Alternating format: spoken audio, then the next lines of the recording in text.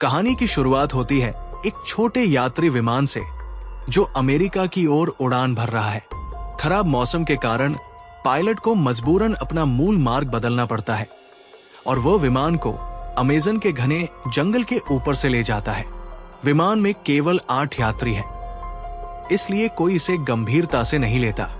बिना किसी चेतावनी के पूरा विमान जोर जोर से हिलने लगता है, पर पायलट का चेहरा बताता है कि उसे पहले से ही कुछ शक था। वो संघर्ष करते हुए अपना फोन निकालता है और एक संदेश रिकॉर्ड करने लगता है, जैसे ये उसकी आखिरी बात हो। लेकिन इससे पहले कि वो कुछ और कह सके, विमान जंगल में जा गिरता है। विमान मीलों तक पेड़ों को रौंदता हुआ आगे बढ़ता है और अंततः रुक जाता है। चमत्कारिक रूप से लगभग सभी यात्री जीवित बच जाते हैं। एकमात्र हताहत है फ्लाइट अटेंडेंट, जो दुर्घटना के समय सीट बेल्ट नहीं लगाई हुई थी। दृश्य 2। दुर्घटना के बाद 2 यात्री कॉकपिट की ओर दौड़ते हैं। पायलट गंभीर रूप से घायल है। कई मोटी टहनियां कॉकपिट के अगले हिस्से से घुसी हुई है, लेकिन वो जीवित है।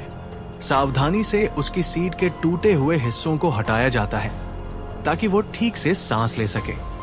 बचे हुए लोग इकट्ठा होते हैं। जैक नाम का एक यात्री सुझाव देता है कि पहली प्राथमिकता होनी चाहिए विमान में बचे सभी खाने पीने की चीजें एकत्र करना और उन्हें राशन में बांटना। जांच के बाद पता चलता है कि उनका खाना और पानी केवल 3 दिन तक चल सकता है। फ्लाइट अटेंडेंट के शव को सम्मानपूर्वक मलबे से दूर ले जाया जाता है। सभी पायलट के पास जमा होते हैं, उम्मीद करते हैं कि वो कुछ बता सके, पर पायलट बोलने में असमर्थ है। ये स्पष्ट है कि वो कुछ जानता है, पर शब्द नहीं निकल पाते। केविन नाम का एक यात्री बताता है कि वो पहले डॉक्टर था और अब मेडिकल उपकरणों का व्यवसाय करता है। पायलट को बचाने के लिए सर्जरी जरूरी है, लेकिन जंगल में न सही उपकरण है न दवाइयां। सब मिलकर तय करते हैं कि फिलहाल इंतजार ही एकमात्र विकल्प है। दृश्य 3। रात का खतरा। लिसा सभी को थोड़ा थोड़ा खाना बांटती है।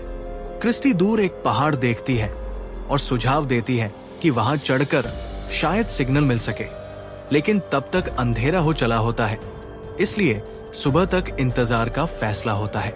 रात में पायलट की हालत अचानक बिगड़ने लगती है।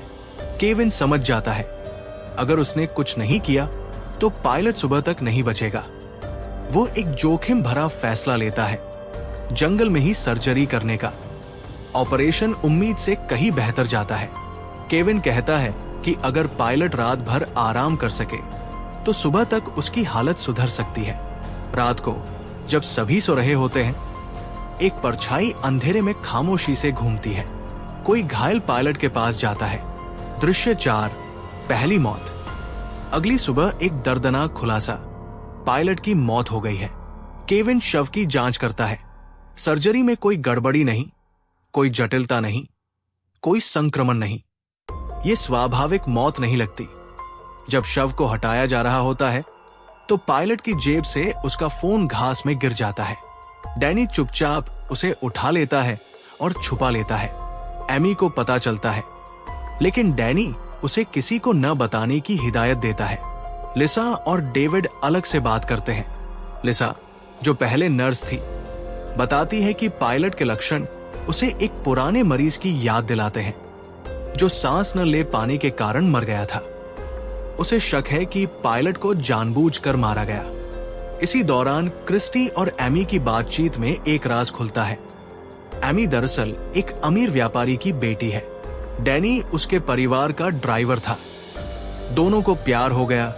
परिवार कभी न मानता, इसलिए वे अमेरिका में नई जिंदगी शुरू करने के लिए भाग रहे थे। दृश्य 5।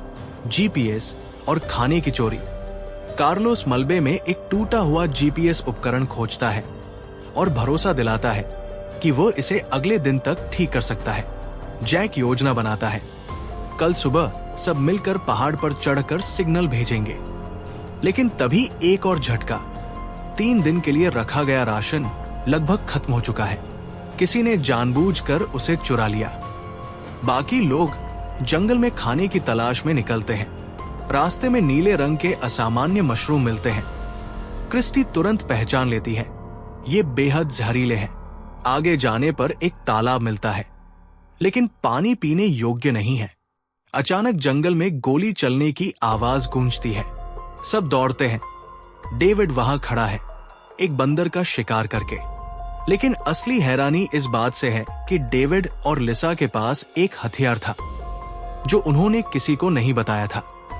दृश्य 6, दूसरी मौत। रात को जैक और क्रिस्टी तालाब का पानी साफ करने का तरीका खोज लेते हैं, लेकिन अगली सुबह लिसा के रोने की आवाज से सब जागते हैं। डेविड रात में मर गया। केविन जांच करता है और तुरंत अहम सुराग पकड़ता है। लक्षण जहर देने जैसे हैं। उसे वे नीले मशरूम याद आते हैं। किसी ने जानबूझकर डेविड को जहरीले मशरूम खिलाए। इस खुलासे के बाद समूह में आपसी विश्वास पूरी तरह टूट जाता है। लोग एक दूसरे से दूर दूर रहने लगते हैं। दृश्य 7, पायलट का वीडियो संदेश। डैनी आखिरकार एमी को वो फोन दिखाता है। पायलट के अंतिम वीडियो संदेश में वो बताता है कि विमान में एक बड़ा राज छुपा है और दुर्घटना अकस्मात नहीं थी। विमान जानबूझकर गिराया गया था। सब मिलकर ये वीडियो देखते हैं, लेकिन इससे जवाब नहीं मिलते, बल्कि और भ्रम पैदा होता है। तभी कार्लोस खुशखबरी लाता है। जीपीएस ठीक हो गया। जैक कैंप में रुकता है, जबकि कार्लोस, केविन और क्रिस्टी जीपीएस लेकर पहाड़ की ओर बढ़ते हैं। दृश्य 8, पहाड़ पर चढ़ाई। तीनों घंटों की मेहनत के बाद चोटी पर पहुंचते हैं। तभी क्रिस्टी का पैर फिसलता है और वो किनारे से गिरने लगती है। उसी पल जीपीएस उपकरण भी खतरनाक तरीके से खिसकता है। क्रिस्टी पहले खुद को बचाने की बजाय जीपीएस थाम लेती है। कार्लोस और केविन दौड़कर उसे बचा लेते हैं। कार्लोस जीपीएस लगा देता है। कुछ घंटों में सिग्नल बचाव दल तक पहुंच सकता है। दृश्य 9, तीसरी मौत और नकाबपोश हत्यारा। रात को कार्लोस अकेला जाग रहा है और अपनी मुक्केबाजी प्रतियोगिता की तैयारी कर रहा है। तभी अंधेरे में एक काली परछाई नजर आती है। वो कार्लोस का अपना फाइटिंग मास्क पहने है। इससे पहले कि कार्लोस कुछ कर सके, वो रहस्यमयी व्यक्ति हमला कर देता है। अगली सुबह कार्लोस गायब है। खोजने पर केविन और क्रिस्टी को उसका शव पहाड़ के पास मिलता है। लिसा की बंदूक की लगभग सारी गोलियां भी गायब है। बस एक बची है। दृश्य 10, तूफान और बड़ा राज। शाम को तूफान आता है। सभी विमान के मलबे में शरण लेते हैं। तूफान विमान की छत का एक हिस्सा फाड़ देता है। जैक उस जगह की जांच करता है और जो देखता है सबकी सांसें रोक देता है। विमान में भारी मात्रा में अवैध नशीले पदार्थ छुपे हुए हैं, करोड़ों की कीमत के। ये एयरलाइन एक बड़े तस्करी के धंधे का हिस्सा थी। सभी को लगता है कि हत्यारा इसी माल पर कब्जा करना चाहता है, लेकिन एक सवाल उठता है, अगर सिर्फ माल चाहिए था तो एक एक करके लोगों को क्यों मारा जा रहा है? एमी घबरा जाती है और भागकर तूफान में चली जाती है। डैनी उसके पीछे दौड़ता है। लिसा बंदूक लेकर उनकी तलाश में जाती है। जंगल में अचानक नकाबपोश हत्यारा प्रकट होता है। लिसा उसका मुखौटा उतारने की कोशिश करती है, लेकिन दृश्य 11, शक की उंगली। अगली सुबह लिसा की मौत की खबर सबको तोड़ देती है। क्रिस्टी को जैक के बैग में लिसा की बंदूक की गोलियां और एक सैटेलाइट फोन मिलता है। क्रिस्टी तुरंत जैक पर बंदूक तान देती है। जैक सफाई देता है, हाँ, उसने गोलियां हटाई थी, लेकिन इसलिए क्योंकि उसे लिसा पर शक था। सैटेलाइट फोन उसका नहीं है, उसे पासवर्ड नहीं पता। डैनी गुस्से में जैक पर हमला करता है। केविन बीच बचाव करता है। अगर जैक मर गया तो फोन का पासवर्ड हमेशा के लिए रहस्य बन जाएगा। जैक को बांध दिया जाता है। पूछताछ की जिम्मेदारी केविन को मिलती है। इसी बीच क्रिस्टी, डैनी और एमी जीपीएस की जांच करने पहाड़ की ओर जाते हैं। वहां चौंकाने वाला नजारा, किसी ने जीपीएस की तारें काट दी है। क्रिस्टी तुरंत उन्हें जोड़ती है और जीपीएस फिर से चालू हो जाता है। दृश्य 12, जैक की सच्चाई और रिहाई। वापस आकर क्रिस्टी जैक से अकेले में बात करती है। जैक एक अहम बात कहता है, अगर वो सच में हत्यारा होता तो सिर्फ गोलियां क्यों चुराता, पूरी बंदूक क्यों नहीं? क्रिस्टी को ये बात समझ आती है। वो चुपचाप जैक को खोल देती है और जाने को कहती है। अगली सुबह जैक गायब है। सब हैरान। क्रिस्टी नाटक करती है कि उसे कुछ नहीं पता। तभी मेक्सिको की सेना को जीपीएस सिग्नल मिलता है और एक बचाव हेलीकॉप्टर रवाना होता है। लेकिन तभी जंगल में गोलियां चलती है। सब दौड़ते हैं और पाते हैं कि डैनी और एमी दोनों बेसुध पड़े हैं। अब केवल 3 बचे हैं, क्रिस्टी, केविन और जैक। दृश्य 13, केविन की मौत का रहस्य। तीनों एक दूसरे को शक की नजर से देखते हैं। ऊपर हेलीकॉप्टर दिखता है। क्रिस्टी योजना बनाती है। वो और जैक पहाड़ पर जाकर धुएं का इशारा देंगे। केविन एतराज करता है पर मान लेता है। जैक और क्रिस्टी चढ़ाई करते हैं। थोड़ी देर आराम के बाद एक गोली की आवाज। वे दौड़ते हैं। केविन तालाब के पास मृत पड़ा है। पीछे से गोली लगी। उसका चेहरा आधा मछलियों ने खा लिया था। दृश्य 14, जैक का असली परिचय। रात को टूटे विमान में बैठे जैक आखिरकार सच बताता है। वो कोई साधारण यात्री नहीं, वो एक सरकारी जांचकर्ता है। वो इस एयरलाइन से जुड़ी जानकारी की जांच कर रहा था। किसी को पता चल गया और इसीलिए विमान को जानबूझकर गिराया गया ताकि सच कभी बाहर ना आ सके। जैक अपनी पत्नी क्लेयर का जिक्र करता है। वो भी एक जांच करता है और जैक को यकीन है कि वो उसे ढूंढने में कोई कसर नहीं छोड़ेगी। कहानी क्षण भर के लिए क्लेयर पर जाती है। वो अपनी बेटी से वादा करती है और मेक्सिको पहुंचकर अधिकारियों पर दबाव बनाती है। दृश्य 15, मुखौटे के पीछे का चेहरा। अगली सुबह कोहरे में पहाड़ पर चढ़ते हुए जैक और क्रिस्टी पर अचानक हमला होता है। क्रिस्टी बेहोश हो जाती है। हत्यारा जैक की तरफ बढ़ता है। जैक पीछे हटता है और पहाड़ के किनारे पर खड़ा हो जाता है। हत्यारा गोली चलाता है। जैक गिर जाता है। होश में आई क्रिस्टी हत्यारे से मुखौटा हटाने को कहती है। एक लंबे पल के बाद हत्यारा मुखौटा उतारता है और क्रिस्टी का चेहरा स्तब्ध रह जाता है।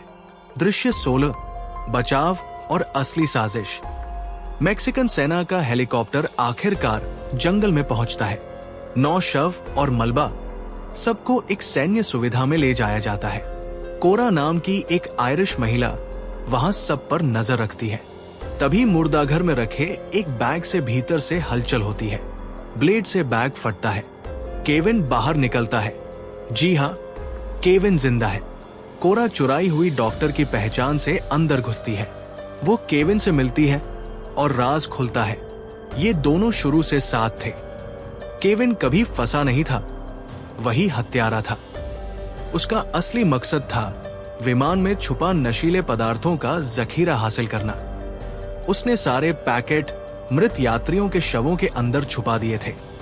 केविन और कोरा लैब को आग लगाकर भाग जाते हैं। क्लेयर और सैनिक दौड़ते हैं, लेकिन भ्रम में दोनों निकल जाते हैं। दृश्य 17, जैक जिंदा है। जांचकर्ता एक दीवार में फंस जाते हैं। कोई सुराग नहीं, कोई संदिग्ध नहीं। तभी एक नया संकेत मिलता है, किसी जीवित व्यक्ति का। जैक जिंदा है। उसे अस्पताल ले जाया जाता है, जहां डॉक्टर बताते हैं कि वो पूरी तरह ठीक होगा। जैक जब सब कुछ जोड़ता है तो पता चलता है यात्री सूची में केविन नाम का कोई असली यात्री था ही नहीं। दृश्य 18, आखिरी विश्वासघात और अंत। केविन और कोरा जश्न मना रहे हैं। बेखबर की जैक जिंदा है, लेकिन केविन के मन में एक और चाल है। वो कोरा के खाने में वही जहरीले नीले मशरूम मिला देता है। अकेला माल लेकर भागने की तैयारी। केविन एक छोटे विमान में सवार होकर उड़ान भरने लगता है। तभी जैक वहां पहुंच जाता है। वो फायर करता है। एक गोली विमान के ईंधन टैंक में लग जाती है। विमान डगमगाता है और फिर नियति का आखिरी वार। विमान उसी जगह जा गिरता है जहां सब कुछ शुरू हुआ था। वही अमेज़न का जंगल, वही स्थान। इस बार केविन नहीं बचता। समाप्त। जो जंगल में शुरू हुआ वही खत्म हुआ।